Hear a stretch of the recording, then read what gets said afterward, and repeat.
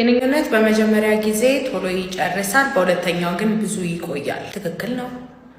እንደዛ ነው መሆን ያለበት። መጀመሪያ ዙር ሁሉ ወንድ ነው ቶሎ የሚጨርሰው።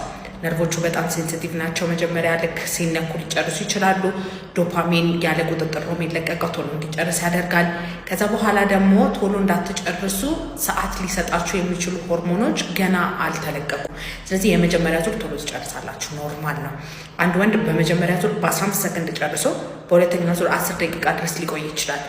የመጀመሪያ ዙር ቶሎ መጨረስ አለባችሁ አይባልም። የመጀመሪያ ዙር ቶሎ ከጨረሳችሁ በኋላ የዘር ፈሳሽ ስታፈሱ ብልታችሁ ይፈሰፈሳል። ትንሽ ጠብቃችሁ እንደገና ትዘጋጃላችሁ።